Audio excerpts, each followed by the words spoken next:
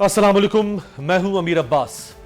Debris construction company का शुमार लातीनी America की टॉप की कंपनीज में होता था, जिसने खित्ते के अहम तरीन इंफ्रास्ट्रक्चर प्रोजेक्ट्स कामयाबी से मुकम्मल किए थे। लेकिन फिर उस कंपनी का एक करप्शन स्कैंडल सामने आया और डेब्रिज पर इल्जाम लगा कि उसने अपने मफादात के हुसूल के लिए कई मुल्कों के आला ओहदेदारों को रिश्वत और किकबैक्स दिए।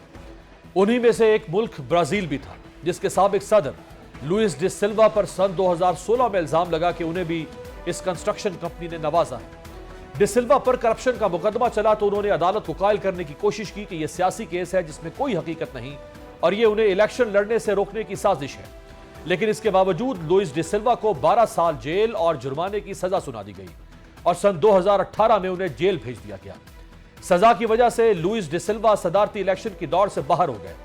लुइस डि सिल्वा और उनकी पार्टी सुप्रीम कोर्ट पहुंच गए, जहां नवंबर 2019 में साबिक सदर को करप्शन के तमाम इल्जामात से बरी कर दिया गया। उस दौरान लुइस डि सिल्वा 580 दिन जेल में रहे। ब्राजील की सुप्रीम कोर्ट ने 6-5 से फैसला देते हुए साबिक सदर को तमाम इल्जामात से बरी कर दिया। 580 दिन कैद के बाद लुइस डि सिल्वा जेल से बाहर निकले तो उनके हजारों पार्टी कारकुनान और सपोर्टर्स ने उन्हें खुशामदेद किया। डि सिल्वा ने अपने सपोर्टर्स का शुक्रिया अदा किया, जिन्होंने उनकी कैद के तमाम अरसे में जेल के बाहर एहतजाजन कैंप लगा रखे थे। फैसले में सुप्रीम कोर्ट के एक जज ने लिखा, साबिक सदर के खिलाफ मुकदमा और सजा नाइंसाफी थी। यह नामुमकिन है कि एक शहरी की खोई हुई आजादी उसे वापस लौटा दी जाए। पाकिस्तान तहरीक इंसाफ के बानी और साबिक वज़ीर आज़म तकरीबन 1.25 साल से जेल में हैं। इस दौरान इमरान खान के खिलाफ जो भी केसेस बनाए गए उनमें या तो उन्हें बरियत मिल गई या फिर वो जमानत पर है। आज भी इस्लामाबाद की डिस्ट्रिक्ट सेशन अदालत ने लॉन्ग मार्च तोड़फोड़ केस में इमरान खान, असद कैसर, शेख रशीद समेत दीगर मुल्जमान को बरी कर दिया। अहम बात यह है कि आज इमरान खान ने 24 नवंबर को इस्लामाबाद मार्च की फाइनल हतमी कॉल दे दी है। इस सारी सूरत हाल पर बात करते हैं। हमारे साथ मौजूद है पाकिस्तान तहरीक इंसाफ के साबिक रहनुमा, साबिक विफाकी वजीर फवाद चौधरी साहब। बहुत बहुत शुक्रिया फवाद साहब। अब मुझे बार बार साबिक ही आपको तारुफ में कहना पड़ता है। नहीं, मुझे नहीं पता आपने क्यों साबित कह रहे हैं। चले, वैसे ही बात तो है कि इमरान खान साहब के अंदर मोहब्बत है, भले रूठी हुई मोहब्बत ही सही, आपके लिए मोहब्बत है। नहीं, कोई रूठी हुई भी नहीं है।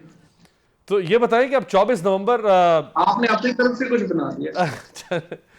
तो 24 नवंबर को अब क्या, ये तो फाइनल कॉल है, इसका मतलब है अब बार बार कॉल वाली बात तो नहीं बनेगी। ये फाइनल क्या होता है? फाइनल तो कोई नहीं होता पॉलिटिक्स में कुछ भी। लेकिन ना, बड़ी सिंपल बात है, हुकूमत का फर्ज है कि वो जो चीजें हैं उनको बेहतर करे। हुकूमत का फर्ज है वो टेम्परेचर नीचे लेके आए। अगर हुकूमत में हूँ, मैं हुकूमत में हूँ, तो मेरी तो कोशिश ये होनी चाहिए ना कि मुल्क के अंदर एक टेंशन का माहौल ना रहे, बल्कि चीजें जो है वो बेहतर हो, टेम्परेचर नीचे हो और एक स्टेबिलिटी नजर आए। अगर हुकूमत ही हर वक्त रोजाना लोगों के ऊपर हर वक्त लाठी गोली लेके खड़ी रहेगी, तशद्दुद करेगी, फिजिकल डिफेंस को उस तरह से जो है वो इमरान खान जैसा शख्स जो है 1.25 साल से अंदर होगा, बाकी लोगों के साथ जो जुल्म हुआ वो अंदर होगा, तो आप क्या करेंगे? यही होगा फिर आपका जो पोलिटिकल क्योस है वो जारी और सारी है और ये आगे और बढ़ेगा। लेकिन जो अब तक एहतजाज मुख्तलिफ शहरों में, चाहे वो एक दिन का एहतजाज हो, चाहे इस्लामाबाद की तरफ बड़ा एहतजाज की कॉल थी जो गुज़श्ता माह अक्टूबर में थी, वो सब मखसूस वक्त के लिए थे, ख़त्म हो गए। इस दफ़ा इमरान खान कह रहे हैं कि जब तक ये 3 मुतालबात मंजूर नहीं होंगे वापसी का कोई इम्कान नहीं। खान साहब ने अगर कॉल दी है तो उसके पीछे क्या सोच है, क्या उनका है, क्या और क्या चीज है, उसको भी पता चलेगा अभी कुछ दिनों में कि क्या हो रहा है। और दूसरा जाहिर देखिए, पीटीआई की जो पहले कॉल्स हैं, एक तो आपने मोमेंटम मिस किया। 9 फरवरी को आपको कॉल देनी चाहिए थी, जो कॉल नहीं दी गई। उसके बाद अलायंस अगर बन के कॉल होती तो जाहिर है कि उसका इम्पैक्ट ज्यादा होता। लेकिन अब भी पीटीआई की पॉपुलैरिटी के ऊपर अलायंस से दो मुराद राय नहीं। आपका जीडीए है, जमात इस्लामी है, ये जमातें? जी जी, बिल्कुल बिल्कुल, इन लोगों को साथ होना चाहिए था। अगर ये साथ होते तो इम्पैक्ट और होता। लेकिन बहरहाल अभी भी पीटीआई की पॉपुलैरिटी के ऊपर, उनके मैस जो मोबिलाइजेशन है उसके ऊपर तो कोई दो राय नहीं है। देखते हैं कि ये अब आगे लाहौर अनलॉक होता है कि नहीं होता। अच्छी बात यह है कि अलीमा खान ने खान साहब का ये मैसेज दिया है। So I think he is not the leading figure as far as this movement is concerned on this side में। अगर बुशरा बीबी भी साथ आती हैं तो फिर इसके अंदर एक बिल्कुल डिफरेंट आ जाएगा, मेरे ख्याल में एक स्पाइस डिफरेंट आ जाएगा, टर्मिनोलॉजी डिफरेंट आ जाएगी, क्योंकि अल्टीमेटली अगर खानदान शरीक होगा एहतजाज में तो फिर वो उसके साथ कारकुनान जुड़ेंगे। और आपको याद है 25 मई 2022 का लॉन्ग मार्च जब किया, पेशावर से आया, और उससे पहले 3 दिन पहले ही पंजाब में आपकी पार्टी के तंजीमी लोगों को गिरफ्तार किया गया, छापे मारे गए और बहुत वायलेंस के मनाजिर सामने आए। ये तो इस दफा फिर अब हुकूमत तो कोशिश करेगी कि आप लोगों को बाहर ना निकलने दिया जाए। देखिए ना, ये तो अभी डिपेंड करता है कि हुकूमत क्या कर रही है। हुकूमत 2 साल से यही कर रही है, वो तो आपने एक दिन किया है, किस दिन ये नहीं हुआ। अभी अब एमएनए के साथ जो हो रहा है, आपकी 26वीं आईनी तरमीम मंजूर करवाने के लिए, फिर जिस तरीके से इस वक्त सारे मामला किए जा रहे हैं, हो रहे हैं, वो आपके सामने है। तो जाहिर है कि ये सारे मामला तो खुशकुन तो है नहीं। पाकिस्तान की जो सियासी अदम इस्तेहकाम है वो तो इससे बढ़ ही रहा है। और अगर आप मजीद गिरफ्तारियां करेंगे, इस तरह से पकड़ दकड़ करेंगे, तो उससे कौन सा तलखियां कम हो जानी है। अगर आप हुकूमत में हैं तो आपका काम है तलखियां कम हो और मुल्क स्टेबल लगे। अगर आप खुद ही हर वक्त लाठी और गोली के ऊपर ही हुकूमत करना चाहेंगे तो फिर यही होगा जो हो रहा है। दो तरह की राय है पीटीआई के अंदर। एक ये है कि अगर बगैर तैयारी के बाहर निकले और किसी बहुत बड़ी कॉल की तरफ गए तो बहुत मार पड़ेगी। दूसरी राय यह है कि नहीं, अब इधर भी मार खा रहे हैं, जब इधर खा रहे हैं तो उधर भी खाएं, फिर निकलें बाहर। सही है, जो लोग मार खा रहे हैं वो तो खा ही रहे हैं, जो लोग नहीं खा रहे उनको भी वो नहीं खा रहे, वो इधर उधर है। तो अब देखते हैं कि इसमें की जो कॉल है उसमें किस तरह से आता है। मेरी नज़र में की फैक्टर यही होगा कि इमरान खान की अहलिया और बहनें जो हैं वो इसको लॉन्ग मार्च को लीड करती हैं, वो खुद पहुंचते हैं और वो आते हैं, या जो दूसरी लीडरशिप है वही वो करेगी। दूसरी लीडरशिप का जाहिर है कि उसके प्रॉब्लम्स हैं, उनका दम खम नहीं है, वो आपके सामने ही है। बट लेट्स सी इसकी क्या स्ट्रेटजी आती है, कैसे इसको उन्होंने आगे बढ़ाना है। अली अमीन गंडापुरी जाहिर है कि वो चीफ मिनिस्टर हैं, वो रूह रवां है इस वक्त इस मूवमेंट के। देखते हैं कि कैसे उनकी जो पिछली दफा जो कुछ हुआ वो आपके सामने है। बट आई होप कि इस दफा जो कॉल है वो लंबी चलेगी और इससे तलखियां तो खैर बढ़ेगी। और चौधरी साहब, अगर अली अमीन गंडापुर एज चीफ मिनिस्टर की कैपेसिटी में वहां से लोगों को लेकर निकलते हैं तो हुकूमत ये माहौल भी बना सकती है कि गवर्नर रूल लगा दिया जाए, तो चीफ मिनिस्टर हमला कर रहा है विफाक में। गवर्नर रूल लग भी जाएगा तो क्या फर्क पड़ जाएगा, अली अमीन गंडापुर की कद ही बढ़ेगा। और लोगों ने वोट तो अली अमीन गंडापुर को इमरान खान की रिहाई के लिए दिए हैं ना। तो मेरा नहीं ख्याल कि हुकूमत कुर्बान करना को इम्पोर्टेंट है इस वक्त। अगर इमरान खान रिहाई नहीं हो रहे और आप हुकूमत कर रहे हैं तो एक्चुअली तो हुकूमत में शामिल गुजरा और उनका जो पॉलिटिकल कद है वो तो कम हो रहा है। और इसीलिए लोग तो उनसे पूछते हैं कि भाई आपको जिस काम के लिए वोट दिया था उसका क्या बना। तो वो तो खुद भी कोई इतने मुतमईन नहीं होंगे। तो आई थिंक पॉलिटिकली तो उनके लिए अच्छा है गवर्नर रूल लग जाए, गवर्नर रूल लग जाए, इससे अच्छा अली अमीन के लिए क्या हो सकता है। लेकिन एटलीस्ट एक प्रोटेक्शन तो मिली हुई है ना पार्टी को। एक सूबे में हुकूमत तो है, बाकी तो तीनों जगहों से मार खा रहे हैं, एक जगह से तो सुख का सांस आ रहा है। नहीं, क्या सुख का सांस आ रहा है, कोई प्रोटेक्शन की क्या बात है। असल बात तो यह नहीं कि लोग तो इमरान खान के साथ है, इमरान खान को क्या प्रोटेक्शन हासिल है। पंजाब के लोग, ये तो नहीं है कि जो सारे पंजाब के लोग हैं वो सारे तो जो है वो सफ़र करें और खैबर पख्तूनख्वा में कुछ लोग चले जाएं, या वहाँ के लोग जो है वो हुकूमत इंजॉय करें। ये तो फिर पार्टी स्पिरिट ना हुई। तो पार्टी ने तो एज अ होल खुद देखना है कि वो कहाँ खड़ी है।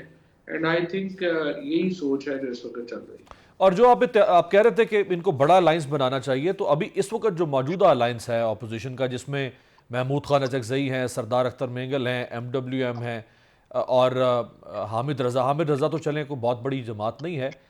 महमूद खान अचकजई, सरदार अख्तर मेंगल तो लोगों को नहीं निकाल सकते। बलूचिस्तान से कहाँ लोगों को लाया जाएगा यहाँ। नहीं, वैसे भी वो हमें अलायंस तो नजर नहीं आता सिवाय अल्लामा नासिर अब्बास के, जो जाते भी हैं खान साहब से मीटिंग्स भी करते हैं, सेनेट की सीट भी उन्हें मिली है। वो एक है इस वक्त जो इस वक्त हिलजुल है। उनके पास अच्छा, स्ट्रीट जई पावर भी साहब है। अख्तर मेंगल साहब की क्या पॉलिटिक्स है। और वो एक दिन आते हैं फिर 4 दिन हो जाते हैं, फिर उनके साथ में अपना मामला सही तरह बन नहीं पाए। और यही प्रॉब्लम फजल रहमान साहब के साथ, जमात इस्लामी के साथ भी है कि पीटीआई की लीडरशिप को मामला बना नहीं पाई उनके साथ। आप समझते हैं कि MWM यानी जो मौजूदा इत्तेहाद है इसमें MWM के पास कुछ स्ट्रीट पावर है पंजाब में भी, यानी इस्लामाबाद के एडजेसेंट इलाकों में, KPK में, खुद इस्लामाबाद पिंडी में वो 10-15-20 हज़ार लोगों को निकाल सकते हैं? हाँ, कुछ ना कुछ तो है उनके पास, कुछ ना कुछ तो है। नथिंग बेटर देन नथिंग तो है वो। और उनमें, और स्पेशली लामा साहब, आपको मालूम है बड़े एनर्जेटिक आदमी हैं और बड़ी उनकी तकरीर का फन भी वो जानते हैं और लोगों को इकट्ठा करने का फन भी जानते हैं और एहतराम भी है उनका हर जगह के ऊपर। लिहाजा वो उनकी अपनी एक कोशिश डेफिनेटली हमें नजर आती है। और मौलाना ने जो ऐलान कर दिया इसी महीने के आखिर पे, एक सखर में जलसा और 8 दिसंबर को पेशावर में, तो अब मौका नहीं PTI के पास कि जब मौलाना जलसों पर निकल ही रहे हैं तो आप उनसे अलहदा जलसे क्यों करवा रहे हैं? आप उनको साथ लाएं। मौलाना के साथ तो देखिए, मौलाना के साथ अभी तक पॉलिटिकल हैंडलिंग PTI की तरफ से बकौल जो JUI का मौक़िफ़ है वो ये है कि वो कोई मैच्योर नहीं है और उनको थोड़ा सा ये नहीं लगता कि जो अलायंस है वो आगे कैसे बनेगा, क्या होगा। So they are not happy with the conduct of PTI leadership. तो जाहिर है कि वो कोई NGO तो चला नहीं रहे, वो एक पॉलिटिकल पार्टी चला रहे हैं। इस तरह से जमात इस्लामी जो है, देखिए उसको तो बड़ा नुकसान हुआ है खुद अकेला निकलने का। जब उन्होंने IPPs के ऊपर अकेले निकले हैं और उल्टा बिजली की कीमत बढ़ा के वापस जाना पड़ा, और आपको भी पता है, मुझे भी पता है कि कितना उन्होंने बेचारों को अल्टीमेटली मिन्नत अल्लाह करनी पड़ी हुकूमत की कि हमें आके उठा दे। फेस तो सेविंग लेनी जमात पड़ी। इस्लामी को भी बड़ा नुकसान हो रहा है। तो इसलिए जमात इस्लामी का, JUI का, GDA का भी फायदा यही है कि वो एक अलायंस में जाए। सही। और चौधरी साहब, दो इंस्टेंसेस मैं आपके सामने रखूं। एक तो ये कि जब सितंबर में संजानी जलसे के बाद पार्लियामेंट पर धावा बोला गया और वहाँ से PTI के MNAs को गिरफ्तार किया गया, जो पाकिस्तानी पार्लियामानी तारीख में पहली बार हुआ। और दूसरा वाक़या आईनी तरमीम का है जिसकी मंजूरी के लिए 5 लोग यहाँ से उठाए गए, तोड़े गए, और 2 बलूचिस्तान नेशनल पार्टी के लोगों को उठाया गया बकौल उनके और वायलेंस करके लाया गया। तो अगर ये मकासद हासिल करने के लिए ये सब कुछ हो सकता है तो ये लॉन्ग मार्च 24 नवंबर का रोकने के लिए कहाँ तक जाएगा निज़ाम? नहीं, वो तो पहले भी गए हैं, मतलब 9 मई के बाद, उससे पहले 22 मई को, और अब जो है हर हुकूमत ने तो हर हद पार की। और इनसे आप क्या एक्सपेक्ट करते हैं कि ये तो वही करेंगे जो पहले ही करते जा रहे हैं।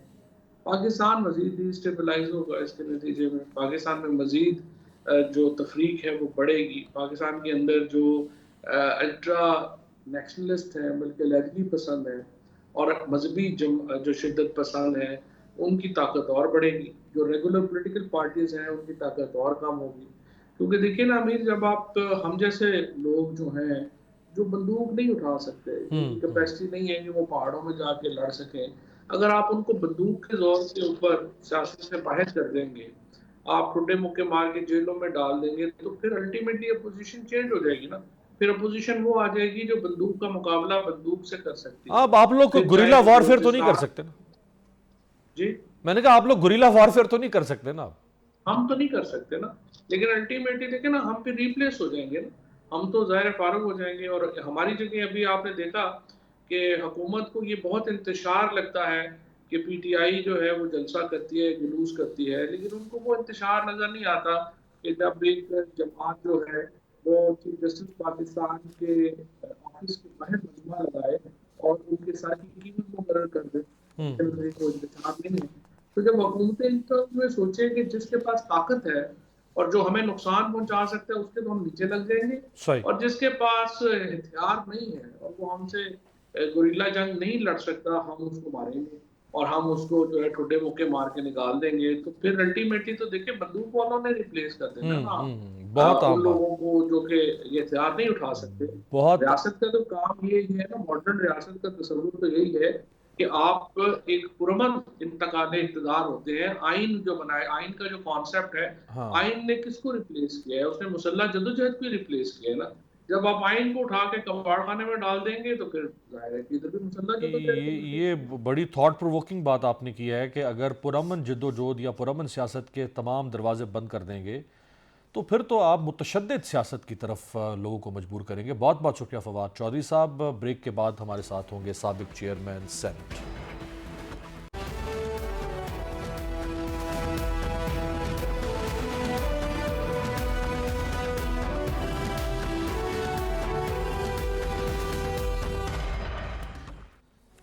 ब्रेक के बाद खुश आमदेद। हुक्मरान इत्तेहाद और अपोजिशन में फाइनल और आसाब शिकन मरहला शुरू हो चुका है, क्योंकि अपोजिशन की सबसे बड़ी जमात तहरीक इंसाफ ने अपने मैंडेट की वापसी और साबिक वज़ीर आज़म इमरान खान की रिहाई के लिए इस्लामाबाद मार्च की आज फाइनल कॉल दे दी है।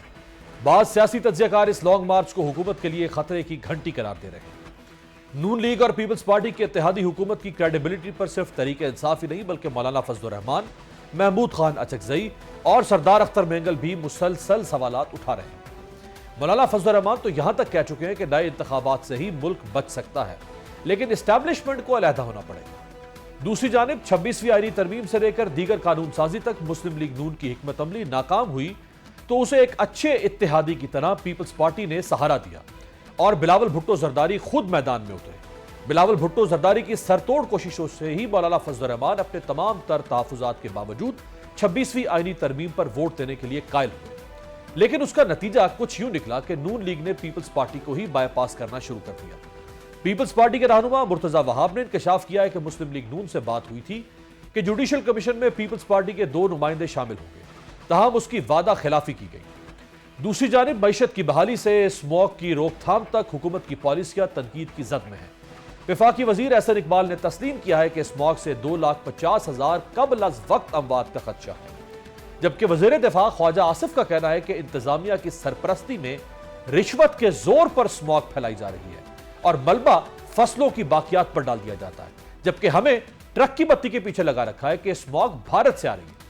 ये तमाम हालात सवालात हुकूमत की कारकर्दगी पर सवालिया निशान लग रहे हैं।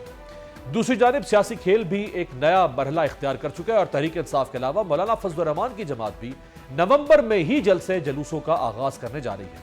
तो देखना यह होगा कि क्या शहबाज हुकूमत इस सियासी दबाव के सामने किस हद तक और कितनी देर तक ठहर पाएगी। हमारे साथ मौजूद है पाकिस्तान के सीनियर सियासतदान, ऑनरेबल रहनुमा पीपल्स पार्टी, साबिक चेयरमैन सेनेट सैयद नैयर बुखारी साहब।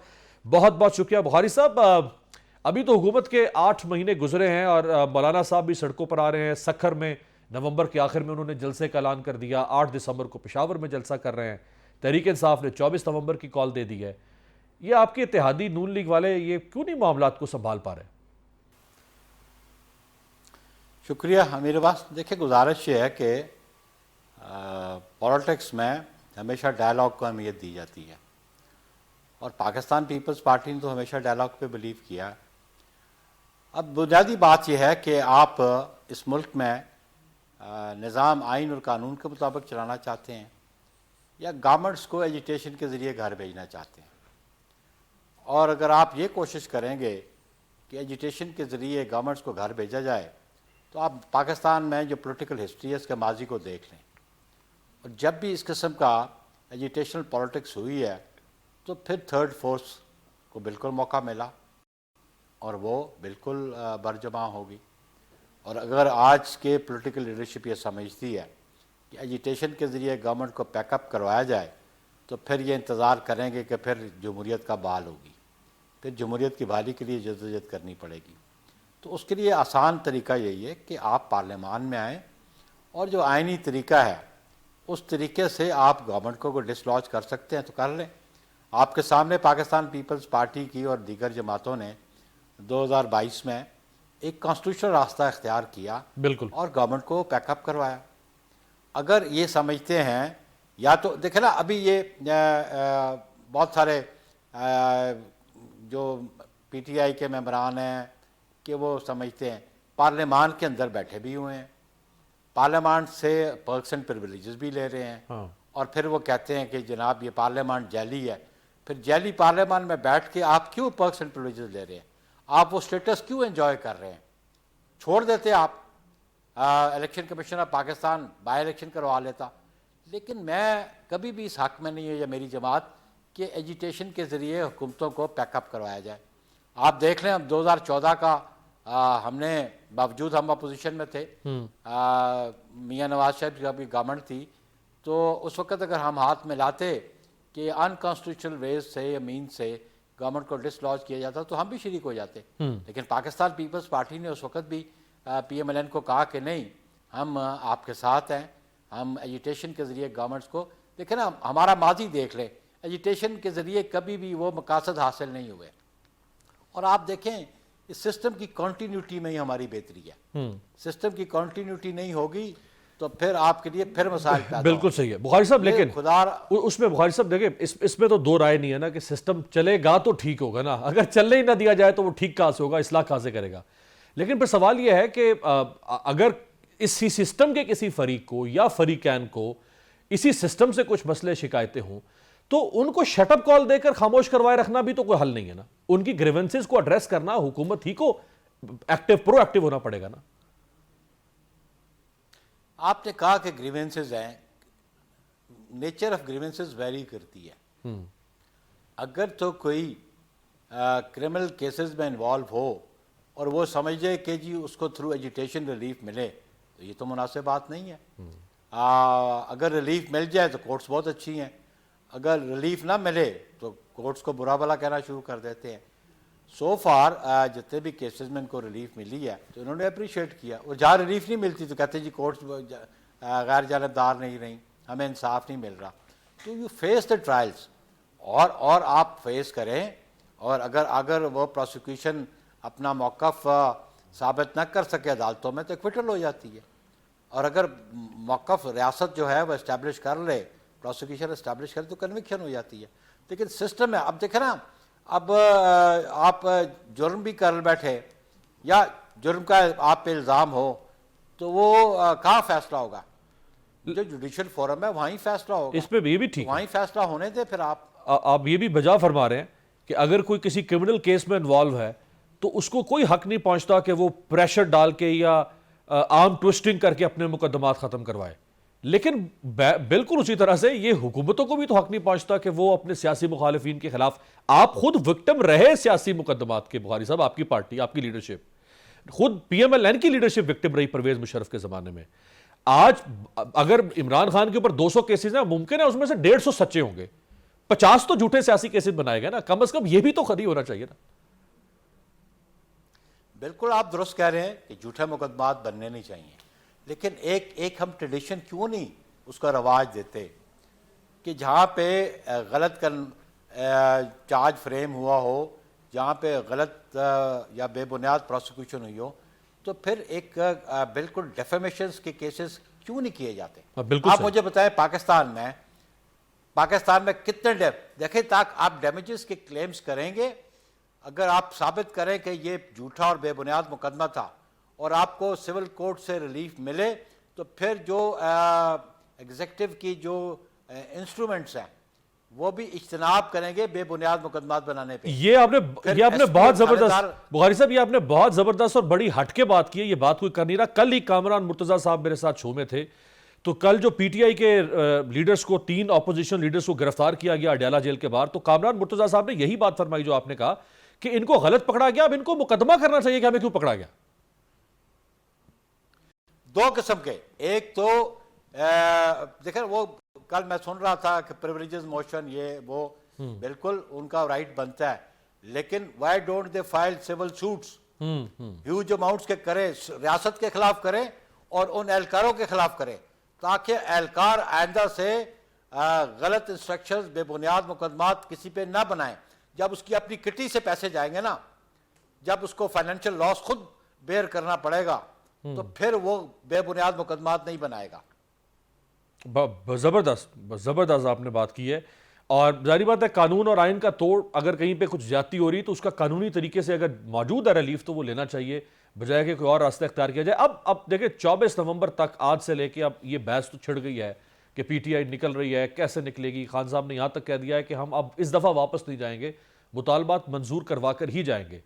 चले, सियासत में सख्त मुतालबात रखे भी जाते हैं सामने।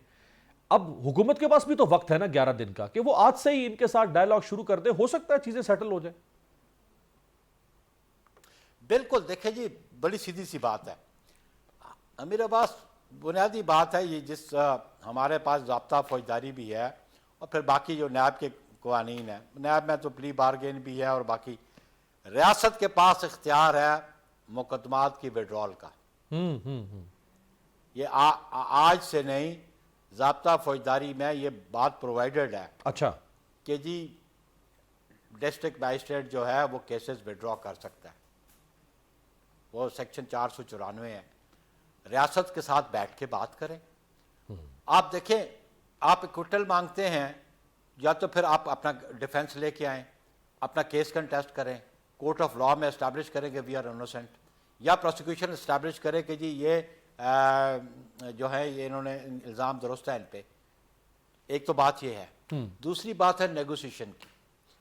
नेगोशिएशन की यह है कि रियासत के पास ये कानून तो है, इख्तियार भी है, आप रियासत से बैठ के गुफ्तगू शरीक करके तो केसेस विड्रॉ होते रहते हैं। रियासत मुद्दई होती है ना, बिल्कुल बिल्कुल। फर्द वाहिद तो कोई अफराद तो मुद्दई नहीं होते। तो रियासत का जो निज़ाम चला रहे हैं उनके साथ बैठ के बात तो करें आप। लेकिन आप बात करने से पहले कहते जी पहले हमें आज़ाद करो, पहले हमें जेलों से निकालो, फिर बात करेंगे। ये तरीका तो नहीं है। पहले आप बातचीत शुरू करें रियासत को। अगर, और मैं समझता हूँ कि ये उन डॉक्यूमेंट्री एविडेंसेस के साथ, उन सबूतों के साथ, और वो जो एलिगेशन हैं उनको रिबटल दें, गुफ्तगू शनीद में दें उनको बावर कराएं कि आपने बेबुनियाद मुकदमात बनाए हैं, फिर तो वो केसेस की विड्रॉल की बात हो सकती है। लेकिन आप ये कि एजिटेशन के ज़रिए रियासत मुकदमे वापस करे, तो फिर हर मुल्ज़िम जो है वो एहतजाज करके अपने मुकदमों का फैसला करवाएगा। फिर ऐसे मुल्क में निज़ाम चलेगा या इस तरह निज़ाम चलते हैं रियासतों के? ये तरीका दुरुस्त नहीं है। आप देख लें अमेरिका में अभी जो रिसेंट इंतखाबात हुए जी, वहाँ पे 2020 में जो इश्यूज हुए वो आपके सामने हैं। 6 जनवरी 2021 ऐसे केसेस थे जी हाँ। और फिर 6 जनवरी 2021 फिर कोर्ट ऑफ लॉ में मामलात पड़े हैं ना। ट्रंप आज दोबारा जीत के आ गए हैं, लेकिन वो उन्होंने अपनी कैंपेन की। लेकिन इसमें बुखारी साहब ये बहुत अच्छा आपने बड़ा अच्छा इसी कॉन्टेम्परेरी टाइम्स का बड़ा जबरदस्त आपने रेफरेंस दिया। अगरचे ट्रंप के हामी मौजूद थे कैपिटल हिल के ऊपर हमला करने में, लेकिन ना तो ट्रंप को डिस्क्वालीफाई होने दिया उन्होंने इलेक्शन से पहले, कोशिश भी की कि कर दिया जाए, अदालतों ने नहीं होने दिया, ना रिपब्लिकन पार्टी को बैन किया गया, ना एक मुकदमा अगर जुर्म वाशिंगटन डीसी में हुआ है तो एफआईआर फ्लोरिडा में भी दर्ज हो जाए, एफआईआर टेक्सास में भी दर्ज हो जाए। यहां पे तो फिर ये हुआ ना 9 मई के बाद। ये बात देखें इस पे रियासत के जो जिम्मेदार लोग हैं ना, फैसला तो उनको करना चाहिए। फिर मैंने इसीलिए कहा ना, अगर जिन केसेस में इनकी इक्विटल हो रही है, why don't they go and file suit for damages? बिल्कुल, ताकि फिर उन अफसरान को, उन एहलकारों को पता लगे कि ये खाली सरकार पे नहीं है, ये मेरी जात से भी रिकवरी होगी, तो फिर वो गलत अहकाम पे अमल दरामद नहीं करेंगे। आप देखें कि कभी बाइडन को उन्होंने कहा डिसलॉज कर दो, कभी कहा डोनाल्ड ट्रंप ने इलेक्शन उन्होंने कहा डाल दी होगी, मुझे हरवा दिया गया, वहां पे अनरेस्ट क्रिएट हुई, लेकिन कहीं उसका मुतालबा था कि इसको घर भेज दिया जाए। मुझे बता दें आप। बिल्कुल नहीं। तो फिर इस तरह का मुतालबा ये यहां क्यों करते हैं? उसने सिस्टम में रह के ही फाइट बैक ना। बिल्कुल सही। तो आप सिस्टम में रह के यू फाइट बैक, मैं तो ये कहता हूं। बिल्कुल, मेरे ख्याल यही बहुत ज़बरदस्त आपने पॉइंट उठाया है कि सिस्टम में रहते हुए आप अपने लिए खिड़कियां खोलें, दरवाजे खोलें। अगर आपको कोई हफ्स या सिस्टम में घुटन महसूस हो रही है तो इसका हल सिस्टम में से निकाला जाए। बहुत बहुत शुक्रिया सैयद नैयर बुखारी साहब हमारे साथ। एक ब्रेक पर जाते हैं। ब्रेक के बाद ईरान सऊदी अरब के दरमियान ताल्लुकात बहुत तेज़ी से बेहतरी की तरफ बढ़ रहे हैं, यहाँ तक कि ईरान के वली अहद ने कह दिया है कि सऊदी वली अहद ने कह दिया है कि ईरान पर हमला नाकाबिल कबूल होगा। ब्रेक के बाद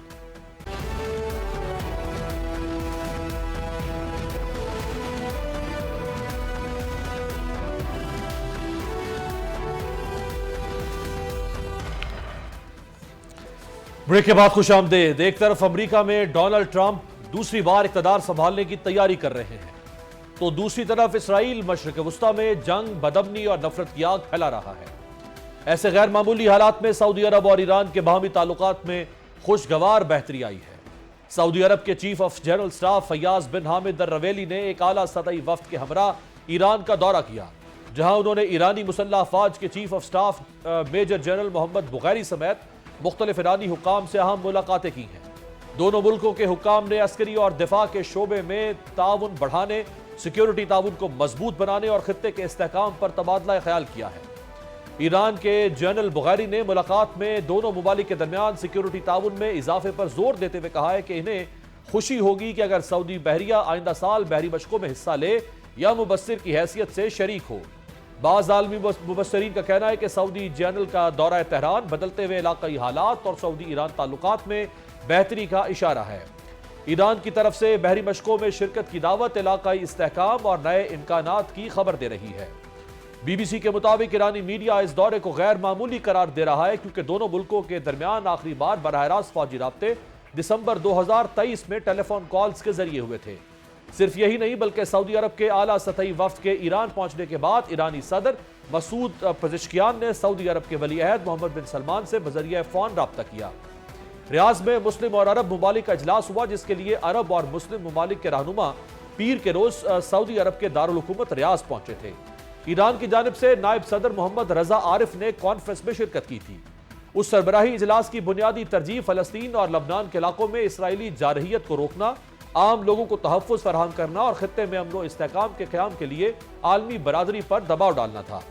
इजलास के एलामिये में आलमी बरादरी से मुतालबा किया गया है कि अक़वाम मुत्तहिदा में इसराइल की रुकनीत मुअत्तल करने और सहूनी फ़ौज को हथियारों की फराहमी और तरसील पर पाबंदी लगाई जाए। एक फ़रांसीसी खबर इदारे समेत आलमी मीडिया ने रिपोर्ट किया है कि सऊदीया की मेज़बानी में होने वाले अरब इस्लामी सरबराह इजलास में सऊदी वली अहद शहजादा मोहम्मद बिन सलमान ने गजा में इसराइल के इक़दामात को नस्ल कुशी करार देते हुए उसकी सख्त अल्फाज में मजम्मत की है और इसराइल को ईरान पर हमलों के खिलाफ खबरदार करते हुए कहा है कि इसराइल ईरान पर हमला करने से बाज रहे। ईरानी मीडिया ने यह भी दावा किया है कि अरब इस्लामी सरबराही इजलास से वापसी पर ईरान के नायब सदर मोहम्मद रजा आरिफ ने सहाफियों के सवालों का जवाब देते हुए कहा कि सऊदी अरब में यह इजलास ईरान की तजवीज़ पर मुनक्किद हुआ। दूसरी जानिब BBC की ही एक रिपोर्ट में यह सामने आया है कि सऊदी अरब के आला सतही फौजी वफ्द का दौरा ईरान ऐसे वक्त में सामने आया है जब इसराइल की जानिब से एक नया दावा किया गया है कि इसराइल का कहना है इलाकाई सलामती के लिए बहरा अहमर में अमरीका की सरबराही में एक इत्तेहाद बनाया जा रहा है जिसमें इसराइल, उर्दन, मिस्र और सऊदी अरब शामिल होंगे। इसराइली रिपोर्ट्स में कहा गया है कि बहरा अहमर में फौजी ताउन का मकसद बहरी नकलो हमल, तेल, गैस और स्ट्रेटेजिक असासों को ईरानी खतरे से बचाना है। अहम बात यह है कि माजी में हरीफ समझे जाने वाले ईरान और सऊदी अरब गुज़श्ता साल से करीब आना शुरू हो गए हैं। चीन ने दोनों ममालिक के दरमियान ताल्लुकात को बेहतर बनाने के लिए सालसी की थी। दोनों मुल्कों के दरमियान ताल्लुकात सन 2016 से इंतहाई खराब थे, लेकिन फिर गुज़श्ता अक्टूबर के आगाज में ईरान के वज़ीर ख़ारिजा अब्बास अराक़ची रियाज पहुंचे थे और वली अहद से मुलाकात भी की थी। उसके बाद से दोनों मुल्कों के ताल्लुकात में कदरे बेहतरी आई। गुज़श्ता अक्टूबर में दोनों ममालिक ने मुश्तरका फौजी मशक़ें भी की थी। मार्च 2023 में चीन में एक मुआहदे के बाद दोनों मुल्कों के दरमियान सिफारती ताल्लुकात बहाल करने और एक दूसरे के ममालिक में सिफारत खाने खोलने पर इत्तेफाक किया गया था, जिसके बाद सऊदी अरब के दारुल हुकूमत रियाज में ईरान का सिफारत खाना दोबारा खोल दिया गया था। आज तक के लिए इतना ही। आपसे मुलाकात होगी कल। देखते रहिएगा जमहूरियत।